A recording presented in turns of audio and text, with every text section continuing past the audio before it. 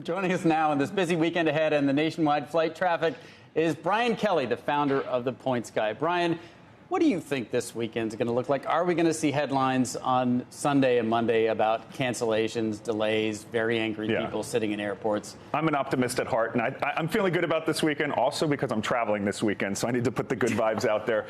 No, I think it's going to be good. So much is based on weather, right? We saw in the holiday meltdown that Southwest blamed on the weather. It was really their technology. So I think it's going to be smooth sailing this weekend, but you just never know with the airlines. And we heard the United CEO basically blame the FAA. I wonder, from your perspective, how much is this also the airlines? I mean, if you look at they've cut routes, they've basically ensured profitability and strong margins by, filling planes, but basically, still probably under capacity and frustrating a lot of travelers. How much and what do you think the airlines still need to do to improve that experience? So it's on everyone, right? So I do wholeheartedly agree. I mean, it's crazy. This summer, the airlines have to cancel flights in and out of New York due to this shortage. So, and we've seen a number of near misses where aircraft have almost hit into each other. Now that's some pilot error, some ATC, but in general, our air traffic system is way outdated. We need to do a multi-billion-dollar investment. And I was hoping that would happen in our government infrastructure plan, but that really focused kind of on roads and bridges, which is needed. But so anyway, the airlines also need to staff up too. We scored all the best airlines last year. Complaints were up nearly 100%. Missed bags were up 25%. You can't blame missing bags on air traffic control. So the airlines got to do their part with staffing as well. In the beginning of this year, everyone was predicting that prices for airlines and hotels would finally start coming down. I mean, I guess they have a bit, but when you go to book a hotel in just about any major city, any time of year, in any month, and you book airline tickets, especially if you're traveling business, they're still very high. Do you see that changing, and how do you see demand right now? Demand is still through the roof. It's crazy. I booked a last-minute trip. I'm going to Puerto Rico this weekend, and the flights were out of this world. Google has this Explore Map feature where you can put in your home airport and it'll show you all the fares around the world so you can find the cheapest fare. There were none. I mean, New York to LA, $3,000 one-ways are now common in business class. So, I don't see it subsiding. People still want to travel. The economy's not in complete meltdown yet. So people are still bullish and at least saying, well, I'm going to get my trip in now. And once again, China is reopening. That was the big X factor last year.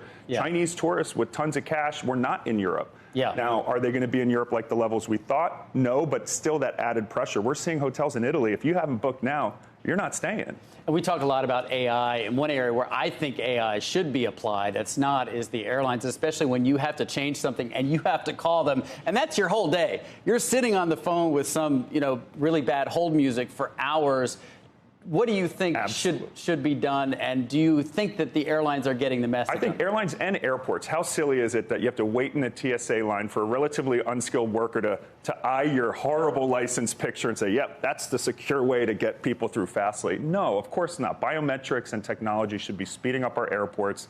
And the airlines, it's incredible how often you have to call the airline to change a flight. So, chatbots, the industry really needs to increase the level of technology across the board.